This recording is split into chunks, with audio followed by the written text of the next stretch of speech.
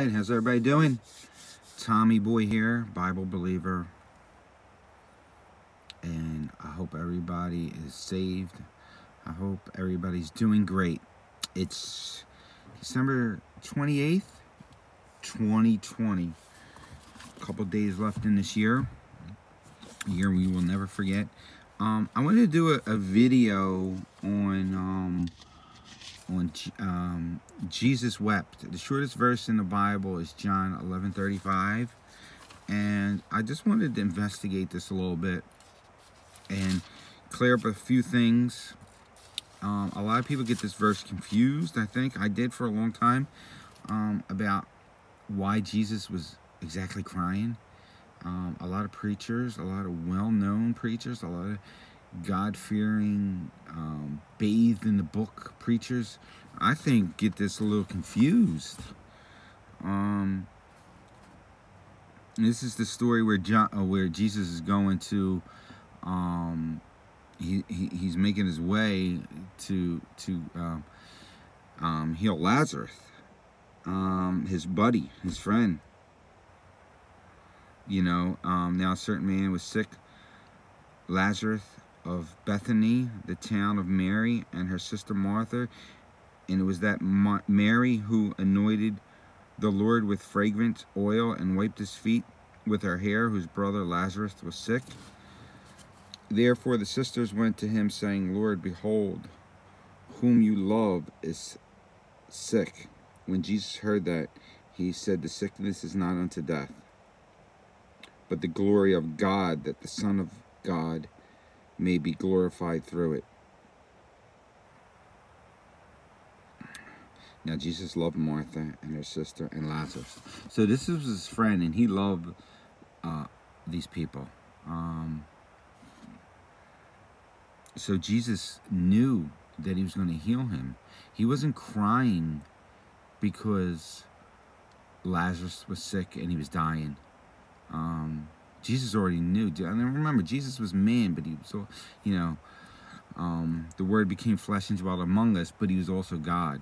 And in John is the book of the heavenly Jesus. So, I mean, Jesus could have healed him right where he stood, you know, and he would have never had to die. But Jesus knew it was going to be for the glory of God, for the disciples, for everybody around there, and for us down the line, you know, when we read this story.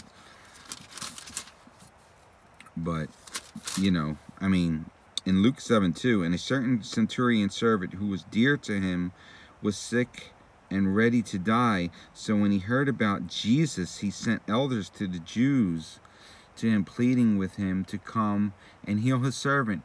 And when they came to Jesus, they begged him earnestly, saying that the one for whom he should do this was deserving, for he loves our nation and has built us a synagogue. Then Jesus went to them, and when he was already not far from the house, the centurion sent friends to him, saying to him, the Lord... Let me read that again, verse 6. Then Jesus went with them, and when he was already not far from the house, the centurion sent friends to him, saying to him, Lord, do not trouble yourself, for I am not worthy that you should enter under my roof. Therefore I did not even think myself worthy to come to you. But say the word, and my servant will be healed. For I also am a man placed under authority, having soldiers under me, and I say to one, go, and he goes, and to another, come, and he comes, and to my servant, do this, and he does it.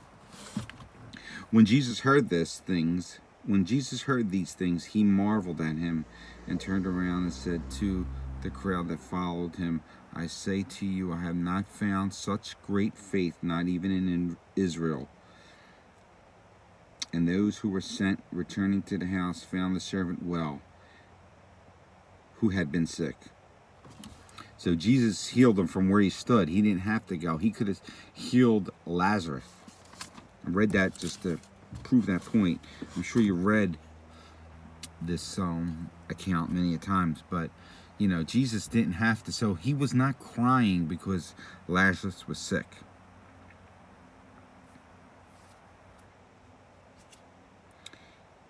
Now, if we go to Romans 8:34, we'll get some light on this. Why Jesus was crying. Go to Romans 8:34 if you're in the Bible. I'm in Romans 8:34. Who is he who condemns? It is Christ who died, and furthermore is also risen, who is even at the right hand of God, who makes intercession for us. Go to Hebrews 4:15. So Jesus is in heaven. He's making intercession for us. Now, if he's doing that in heaven now, could it be that Jesus was praying for us on the earth also? And it's not that Jesus was crying because he knew he was going to die. Jesus didn't take one step that was wasted. He didn't have one thought that was wasted. Jesus did not have one thought or one action that was wasted. Everything was purposeful in his life. All 33 and a half years, Jesus did things that mattered. So he wasn't going to worry in advance that he was going to die on the cross. Now, when he was in the garden, he was sweating blood. That was a different story. So go to Hebrews 4:15. For we do not have a high priest who cannot sympathize with our weakness, but was in all points tempted as we are, yet without sin. Go to Hebrews 5:5, and you'll get the real light in here. So also Christ did not glorify himself to become a high priest, but it was he who said to him, "You are my son. Today I have begotten you." As he also says in another place, "You are a priest forever, according to the order of Melchizedek." Now this is the key point right here. This is why the video is being made. Verse 7, who in the days of his flesh, when he had offered up prayers and supplications with vehement cries and tears to him who, excuse me, to him who was able to save him from death, and was heard because of his godly fear. Let me read that again. Excuse me. Hold on 1 second. It's early in the morning. I've been up, worked out, the whole 9 yards. Okay. Who in the days of his flesh, when he had offered up prayers and supplication with vehement cries and tears to him who was able to save him from death, and was heard because of his godly fear. Jesus was crying. He's praying for us. 1 John 2:1.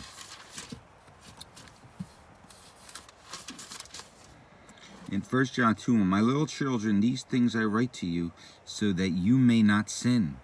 And if anyone sins, we have an advocate with the Father, Jesus Christ, the righteous. And he himself is the propitiation for our sins, and not for ours only, but also for the whole world. So Jesus is walking. Jesus is crying as he's walking, and the people are thinking, man, he's crying. He loved Lazarus so much. He's crying because of the what's going to befall him later on. It's not that. He's praying. He's praying for us. Jesus was a prayer. He prayed all night. He prayed all night. And the disciples couldn't even find him. He'd go off on a mountain. He would go wherever in the wilderness, and he would pray. We should do that also. Praying is the key to revival, and I'm going to do a video on that soon. But Jesus prayed. You know, he's praying all night. What's he praying? He's having a prayer meeting alone, just him and God. What's he praying? He's praying that these people get saved. He's praying that these Jews get saved. He's praying that he's praying for us, you know. And he's not praying, "Our Father who art in heaven." You know, he's praying the Lord's Prayer. John 17 is the real Lord's Prayer. You know what he's praying? He's praying, "Holy Father, and now, O Father, glory me. Now, O Father, glory me with yourself." Let me read that. No, I got it holding up. But he's saying, "Holy Father." And now, in the King James, it's the Holy Father. And you know, with what the Catholics have done, they stole that phrase. The Pope has stolen that phrase, and he's put himself in the place of the Holy Father. That's a whole nother topic, but that's not right. You know, a man, you know, a drinker and whatever else they're doing, you know what I mean, should not be put in his place. You know, he's wearing a fruit on his head, and he's saying, "Holy Father." No. Jesus is praying all night, and he's saying, "Holy Father." You know, Jesus is man. He's second in the Trinity. So he's praying for us. That's what he was doing. The shortest verse in the Bible, Jesus wept. That's what he was crying. He was crying because he was praying for us. He wasn't crying because, you know, he was already going to, this was for the glory. If anything, he would have been happy. He's praying because he was crying because he was praying for us. Jesus was a prayer. We need to be a prayer. If Jesus, while he was in his flesh, could pray all the time without ceasing, we can do it. So, and this is a good segue into my next video. It's coming in a day or so. It's going to be revival. We need to pray for revival because we don't know. We're not sure yet if this is the end, but, you know, as Bible-believing Christians, we should pray for revival. Now, I have an eye that this is the start of the falling away, this election leading into this. And you say, well, you're tying politics. And guess what? If you're reading this book, you're neck deep in politics. You can't get away from it. And you have to look at this stuff because it's going to give you a sign at the times. You know, we're not in darkness. You know, we'll look up and we see the sun. We know what's going on. We see which way the wind blows. You know, but we still should pray for revival because we don't know the exact timetable yet. But we're getting a good idea. I have an idea that the falling away is starting. It's going to ramp up now, and that the man of sin is going to be revealed, and the Antichrist is going to take his seat in the temple. And we're going to be on the other side of this thing, and this might happen in our generation. It might happen in the next 20, 30 years, by 2050. So, you know, maybe sooner. But we still should pray for revival. Jesus was a prayer. We need to pray without ceasing. I need to do it more. You need to do it more.